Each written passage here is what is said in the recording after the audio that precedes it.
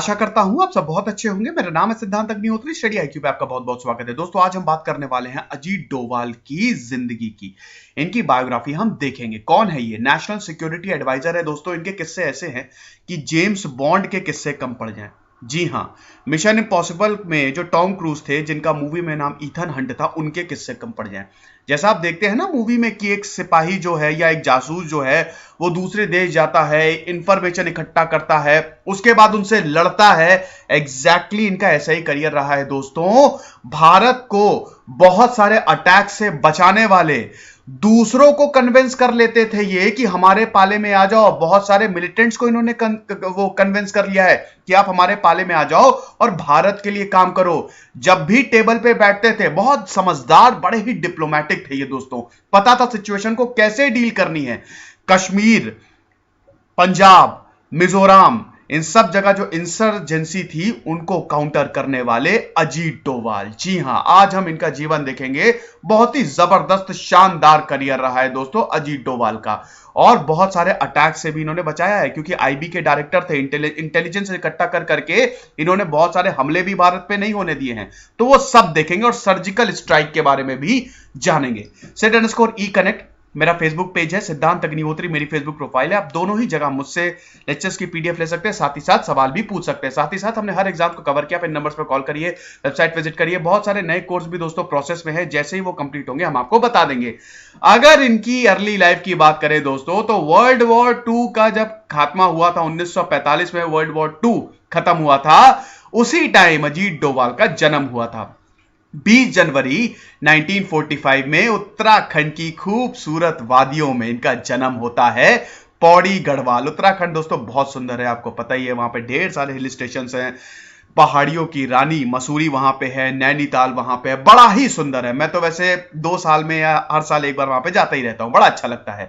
तो वहां पे इनका जन्म होता है। इनके पिताजी एक आर्मी ऑफिसर थे, और जैसा कि आपको पता ही है कि अगर आप आर्मी में एक ऑफिसर है तो आपका ट्रांसफर तो है जो लगा ही रहेगा। तो शुरुआती जो इनकी एजुकेशन है वो अजमेर मिलिट्री स्कूल में हुई थी, और उसके बाद इन्होंने ग्रेजुएशन किया था। इकोनॉमिक्स से इनका ग्रेजुएशन था, मास्टर डिग्री ली थी। और जब आप ग्रेजुएशन करते हैं, अब क्या करें, किधर जाएं, करियर आपका शुरू हो जाता है।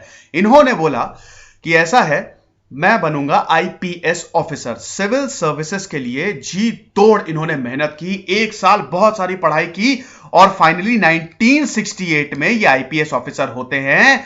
और उसके बाद इंडियन पुलिस सर्विस को ज्वाइन करके ये केरल कैडर में अपनी पोस्ट जो है वो संभालते हैं। लेकिन दोस्तों क्या है कि 1972 में ये इंटेलिजेंस ब्यूरो में आ गए, आईबी में शामिल हो गए। इनका पूरा करियर ही चेंज हो गया। आपको पता है दोस्तों, 33 साल का इनका करियर रहा है। एक आईपीएस ऑफिसर थे ये। सिर्फ 7 साल इन्होंने पुलिस यूनिफॉर्म पहनी है। आपको ये कितना जबरदस्त है, क्योंकि इन्होंने सिर्फ और सिर्फ देश के लिए काम किया है दोस्तों। ये रिक्शे वाले तक बने हुए हैं। ये रिक्शा चलाते थे जब खालिस्तानी मूवमेंट अपने चरम सीमा पे था और मिलिटेंट्स की इंफॉर्मेशन जाननी थी, तो ये रिक्शा वहां पे चलाते थे। रिक्शा चला के इंफॉर्मेशन कलेक्ट करते थे। पाकिस्तान में 7 साल तक मुस्लिम बने थे ये, जासूस थे ये भारत के, और वहां से इंफॉर्मेशन कलेक्ट करके लाते थे आईएसआई की, और जो भी उनके प्लान्स है। बहुत हिम्मत चाहिए दोस्तों, आसान नहीं है। आपने मूवी देखी होगी, वो एक था टाइगर, सलमान खान की, असली में ये टाइगर थे। और बड़ी हिम्मत की जरूरत होती है दोस्तों, ये आसान नहीं होता है। आपको हिम्मत चाहिए, क्योंकि अगर आप पकड़ लिए गए, जब ये पाकिस्तान में थे, अगर मान लीजिए पकड़ लिए जाते तो क्या सलूक होता आपको पता ही है। जासूसों के साथ वो टॉर्चर किया जाता है कि रूहें कांप जाती हैं दोस्तों, रूह कांप जाती है। पूरे जीवन टॉर्चर किया जाता है पाकिस्तानी जेल में। बहुत सारे भारतीय कैदी जिनको जासूसी के इल्जाम में पकड़ा गया है, मेंटली अनस्टेबल हैं। आपको पता है ये बात कि नहीं? बहरहाल, अगर इनके ऑपरेशंस की बात करें दोस्तों, इनके सक्सेसफुल ऑपरेशन की, तो सबसे पहले बात करते हैं हम मिजोरम में जो इंसर्जेंसी थी उसको इन्होंने खत्म किया। अब दोस्तों मिजोरम की कहानी क्या है आपको पता ही है। मिजो नेशनल फ्रंट इस समय तो हालांकि एक पार्टी है। 2018 में हाल ही में जो स्टेट असेंबली इलेक्शंस हुए हैं, वहां पे एमएनएफ की सरकार आ गई है, 26 सीटें इनको मिली हैं। लेकिन ये हमेशा से ऐसा नहीं था। 1961 में एमएनएफ को बनाया गया था। लाल डेंगा जो थे इसके सबसे बड़े लीडर थे, और लाल डेंगा ही मिजोरम के सबसे पहले चीफ मिनिस्टर थे 1986 से लेकर 88 तक। यहां पे इंसर्जेंसी थी। एक बार मिजोरम में बहुत भयानक फेमाइन पड़ता है, सूखा पड़ता है। अब यहां के लोग बोलते हैं कि सरकार ने बहुत अच्छे से एक्ट नहीं किया। सरकार के खिलाफ मूवमेंट जारी हो जाता है, और उसके बाद बहुत सालों तक ये स्ट्रगल रहता है। 1966 में फेमस मिजोरम अपराइजिंग भी होती है दोस्तों, कि हमको अलग करो, हम कुछ नहीं जानते, मिजोरम को एक अलग देश बनाओ। तो बहुत दिक्कत हो जाती है। उसके बाद फिर सरकार पूरी तरह से इसको सप्रेस करती है, तो बहुत सारे एमएनएफ के लोग जो है वो अंडरग्राउंड हो जाते हैं। तो दिक्कतें होती रहती है, वायलेंट टेक्निक से अपनाते हैं, लेकिन फाइनली 1986 में क्या होता है, मिजोरम अकॉर्ड्स को साइन किया जाता है। दोस्तों मैं जो बोल रहा हूं उसको याद रखिएगा, कहीं लिख लीजिए और पढ़िएगा तो जरूर। मिजोरम अकॉर्ड्स को साइन किया जाता है, वैसे कोशिश करूंगा मैं इस पर सेपरेट लेक्चर बना दूं। मिजोरम अकॉर्ड को साइन किया जाता है और इतने सालों का जो ये स्ट्रगल रहता है, जो ये वायलेंस जो हो रहा है मिजोरम में, उसको फाइनली खत्म किया जाता है। टेबल पे ले आते हैं एमएनएफ के जो लीडर्स होते हैं, 7 लीडर्स में से 6 को ये मना लिया जाता है कि आप जो है इस वायलेंस को खत्म करिए। और पता है सबसे बड़ा इसमें रोल किसने प्ले किया था? अजीत डोभाल ने। अजीत डोभाल एमएनएफ को टेबल पे ले आए थे और फाइनली इतने सालों का जो वायलेंस था ये खत्म होता है। 1986 मिजोरम अकॉर्ड साइन किए जाते हैं और उसके बाद लाल डेंगा पहले चीफ मिनिस्टर बनते हैं मिजोरम के। तो ये है इनका व्यक्तित्व। अमृतसर की बात करें दोस्तों आपको पता ही है कि पंजाब में, मैं बोर्ड साफ कर देता हूं 1 मिनट। अब ठीक है दोस्तों, मेरी राइटिंग बहुत गंदी है, आई एम रियली सॉरी, आपको थोड़ा सा कॉम्प्रोमाइज करना पड़ेगा, मैं क्या करूं, ठीक है। तो अब क्या है कि पंजाब में लेट 1980s में आपको पता ही है, मतलब 1980s के दौरान मिलिटेंट्स का वहां पे बहुत ही ज्यादा मतलब चर्चाएं होती थी और वहां पे मिलिटेंट्स काफी एक्टिव थे, ठीक है। वो क्या बोल रहे थे कि एक अलग देश हमको चाहिए जिसको खालिस्तानी मूवमेंट बोला गया, हमको एक अलग देश बनाना है खालिस्तान के नाम से। अब दोस्तों भारत में अगर कोई भी दिक्कत आएगी तो पाकिस्तान की आईएसआई उसको बिल्कुल सपोर्ट करेगी, ठीक है। तो खालिस्तानी मूवमेंट ये पूरा चालू हो गया था, हमको अलग देश बनाना है। अब इसमें क्या था कि पंजाब के कुछ पार्ट्स थे, हिमाचल प्रदेश, हरियाणा, इन सब के कुछ पार्ट्स से सब मिलके खालिस्तान बनाएंगे और हम कुछ नहीं जानते, भारत के अंदर ये हो रहा था। बड़ी खतरनाक सिचुएशन थी, तो इसको पूरा क्रश किया गया था। 1984 में आपको पता ही ना कि ऑपरेशन ब्लू स्टार जो है वो फिर यहां पे हुआ था, क्योंकि मिलिटेंट्स ने अमृतसर टेम्पल को पूरा ऑक्यूपाई कर लिया था और उसको फिर जो हमारे कमांडोज हैं उन्होंने रेस्क्यू किया था, ठीक है। तो उसके बाद 1984 में ये ऑपरेशन ब्लू स्टार हुआ था। अब ऑपरेशन ब्लू स्टार के बाद आपको पता ही है इंदिरा गांधी की हत्या कर दी गई थी। उसके बाद फिर सिख दंगे हो गए थे, सिखों को, बहुत सारे सिखों को मार दिया गया था और हाल ही में अभी सजा भी सुनाई गई है, सज्जन कुमार को उम्र कैद दिया गया है जो कि प्राइम अक्यूज्ड थे। अब दोस्तों क्या है कि 1984 में जो ऑपरेशन ब्लू स्टार हुआ था, इसके बाद भी ये जो मिलिटेंसी है ये पूरी तरह से खत्म नहीं हुई थी। वहां पे उस मंदिर में, गोल्डन टेम्पल में, उसके बावजूद काफी मिलिटेंट्स थे। तो एक और वहां पे ऑपरेशन किया गया जिसको नाम दिया गया ऑपरेशन ब्लैक थंडर, जो कि 1988 में ये हमारे ब्लैक कमांडोज ने किया था, ब्लैक कैट कमांडोज ने। यही एम था कि जो बचे कुचे मिलिटेंट हैं इनको भी हमको खदेड़ना है। अब दोस्तों आपको बताता हूं स्टोरी क्या है। अजीत डोभाल का बहुत बड़ा रोल है।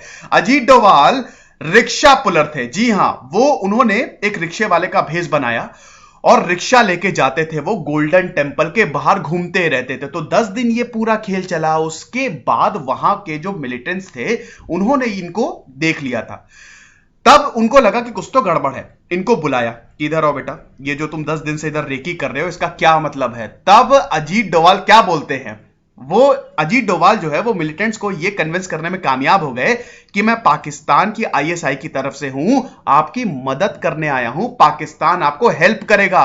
सारी इंफॉर्मेशन निकाल के ले आए थे अजीत डोभाल और सब आर्मी को सौंप दी थी। उसके बाद फिर हमारे ब्लैक कैट कमांडोज गए, ऑपरेशन ब्लैक थंडर को सक्सेसफुली अंजाम दिया। और जब ऑपरेशन ब्लैक थंडर को अंजाम दिया था तो वो अंदर ही थे, अजीत डोभाल जो थे वो अंदर ही थे। इतनी ज्यादा इनमें हिम्मत है।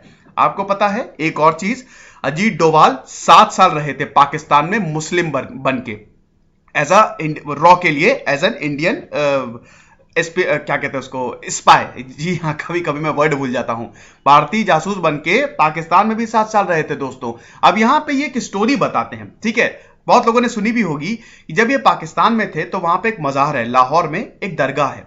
तो वहां पे एक व्यक्ति बैठे थे, बहुत बड़ी बड़ी दाढ़ी थी। तो उन व्यक्ति ने इनको बुलाया कि इधर आओ, इधर आओ। अजीत डोभाल जी को बुलाया उन व्यक्ति ने।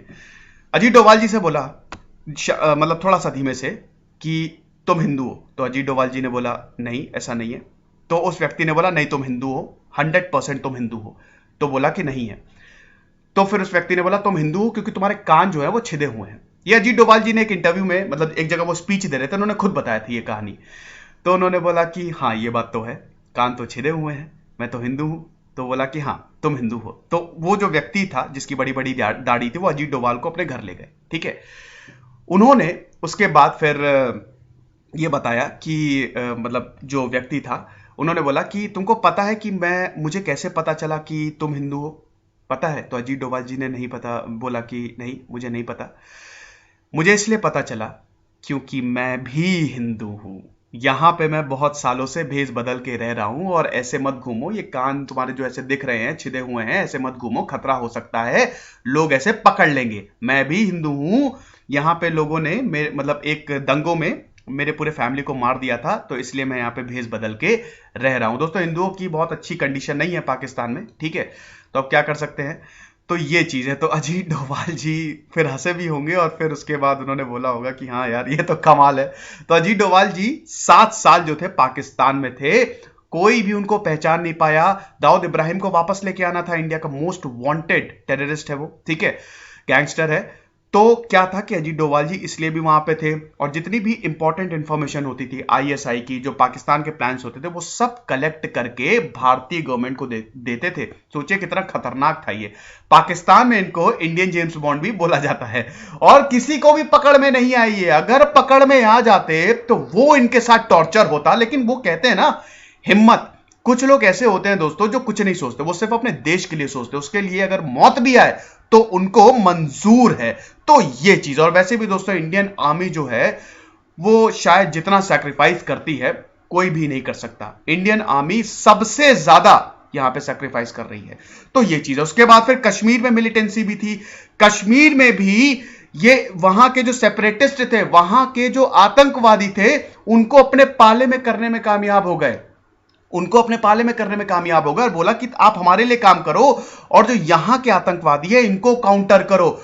बात करने को वो राजी हो गए थे। तो कुछ इस तरह का इनका करियर रहा है, इस तरह का इनका चार्म था। अब दोस्तों आगे चलते हैं।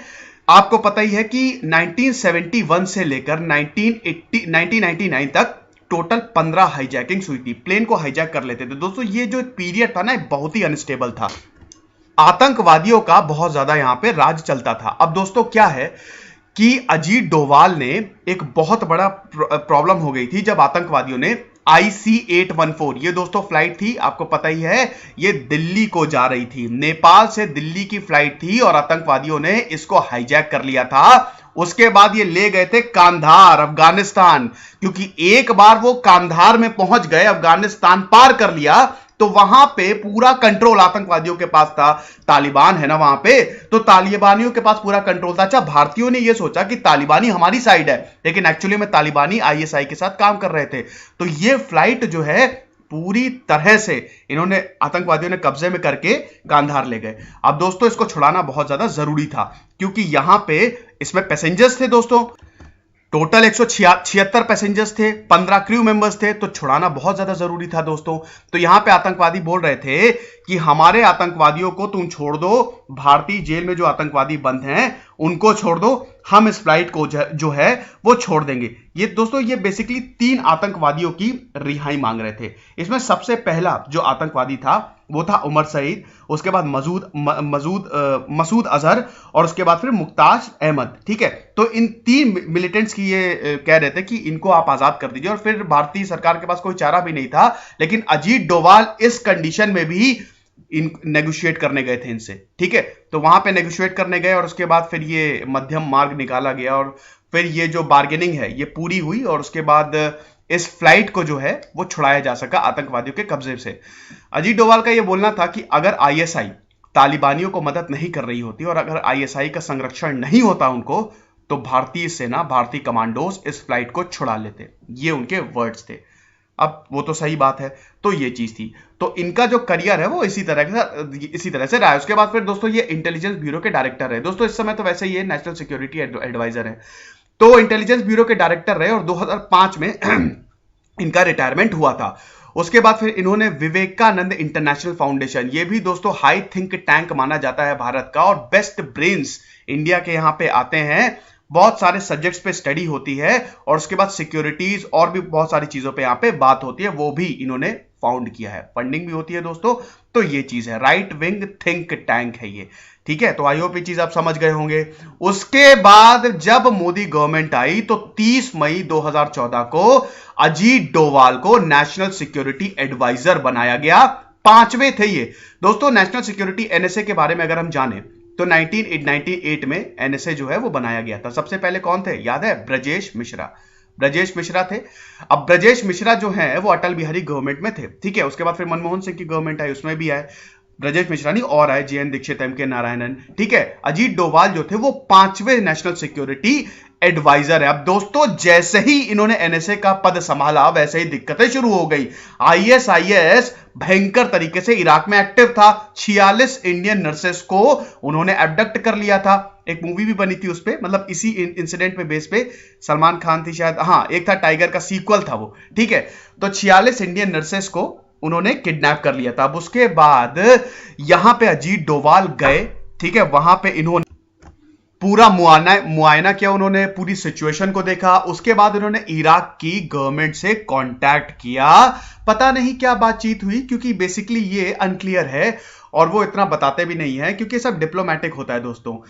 46 नर्सेस को सुरक्षित भारत लाया गया 5 जुलाई 2014। फैमिली का पूरा कांटेक्ट जो थे वो इन नर्सेस से टूट गया था। तो उस समय भारतीय सरकार जो है वो आगे आई और अजीत डोभाल ने सबसे बड़ा रोल प्ले किया। अब दोस्तों अगर बात करें सर्जिकल स्ट्राइक्स की, तो दोस्तों 2 सर्जिकल स्ट्राइक्स हुई थी बहुत ही जबरदस्त। एक तो म्यांमार में हुई थी और एक पाकिस्तान में हुई थी। पाकिस्तान में जो सर्जिकल स्ट्राइक हुई थी उस पर तो एक मूवी भी आ रही है, उरी, शायद आई गेस 26 जनवरी या पता नहीं कब रिलीज हो रही है, तो वो भी आ रही है, उसमें तो बहुत अच्छे से दिखाया गया होगा। तो अगर दोस्तों म्यांमार में सर्जिकल स्ट्राइक की बात करें तो क्या है कि यहां का एक इंसर्जेंसी ग्रुप जो है NSCN, उसने क्या किया था, मणिपुर में 17 जवानों को मार दिया था। मूड खराब हो गया था, फिर भारतीय जवानों ने तुरंत ही म्यांमार गए वो और 160 मिलिटेंट्स को खत्म कर दिया। और इसके पीछे जो दिमाग था, अच्छा एक चीज और बताना चाहता हूं दोस्तों, ये जो पूरा अटैक हुआ था ये मणिपुर में हुआ था। मणिपुर के चांडेल डिस्ट्रिक्ट में हुआ था, जहां पे 17 जवानों को मार दिया गया था। NSCN ने ये किया था। ये इंसर्जेंसी ग्रुप है नागालैंड का। नागालैंड को अलग देश बनाओ, यही प्रॉब्लम है। तो वहां पे अजीत डोभाल का पूरा ब्रेन था पीछे। म्यांमार में जाके हमारे कमांडोज ने मिलिटेंट्स को मारा। एक भी भारतीय कमांडो इसमें शहीद नहीं हुआ था। पाकिस्तान में भी दोस्तों यही हुआ था, आपको पता ही है। बहुत ही ज्यादा दुखद घटना हुई थी दोस्तों, जब सितंबर 2016 में पाकिस्तानी आतंकवादियों ने मिलकर जैश ए मोहम्मद और जो लश्कर के थे, उन्होंने उरी में जाके 17 भारत के जवानों को मार दिया था। बहुत ज्यादा हमारी छाती पे यह वार था दोस्तों। और उसके बाद फिर पाकिस्तान कह रहा था कि हम कोऑर्डिनेट कर रहे हैं, लेकिन एक्चुअली में कोऑर्डिनेट नहीं कर रहा था। मूड खराब हुआ था। अजीत डोभाल ने पूरा प्लान किया, बहुत लोग और भी थे इसके पीछे। सर्जिकल स्ट्राइक की गई फिर पाकिस्तान पे, जी हां पाकिस्तान पर सर्जिकल स्ट्राइक की गई। और उसके बाद फिर 35 से 50, यह आंकड़ा वेरी कर सकता है, 35 से 50 आतंकवादियों को मारा गया। और उसके बाद इसकी फुटेज जो है वो अभी 2018 में इसको रिलीज की गई। उसके बाद फिर डोकलाम जो स्टैंड ऑफ है उसमें बहुत अच्छा काम रहा था दोस्तों। अजीत डोभाल ने कमाल का काम किया था, जो चाइना और इंडिया का हुआ था। फिर चाइना और भारत की जो दोनों फोर्सेस है वो पीछे हटी थी, ठीक है। तो कहने का मतलब ये है कि इन्होंने अपना काम जो है ना हमेशा जबरदस्त तरीके से किया है। एक बहुत ही बड़े डिप्लोमैट, इंटेलिजेंस ऑफिसर और ब्यूरोक्रेट तो साबित हुए ही हैं। अब दोस्तों अगर अवार्ड्स की बात करें दोस्तों, तो इनको कीर्ति चक्र मिला हुआ है। आमतौर पे जो कीर्ति चक्र होता है वो मिलिट्री ऑफिसर्स को मिलता है, लेकिन इनके काम इतने जबरदस्त है कि इनको कीर्ति चक्र मिला। ये यंगेस्ट पुलिस ऑफिसर है जिनको पुलिस मेडल मिला हुआ है। 17 साल की सर्विस करने के बाद दिया जाता है, इनको 6 साल के बाद ही मिल गया। तो कुछ इस तरह इनका करियर रहा है और अभी भी बहुत ही बढ़िया काम कर रहे हैं। तो आई होप लेक्चर आपको पसंद आया होगा, इसको जरूर शेयर कीजिए। मैं बहुत जल्द हाजिर होऊंगा अपने नए लेक्चर के साथ। तब तक खुश रहिए, पढ़ते रहिए। दिस इज सिद्धांत Agnihotri signing off, and share जरूर कर दीजिएगा।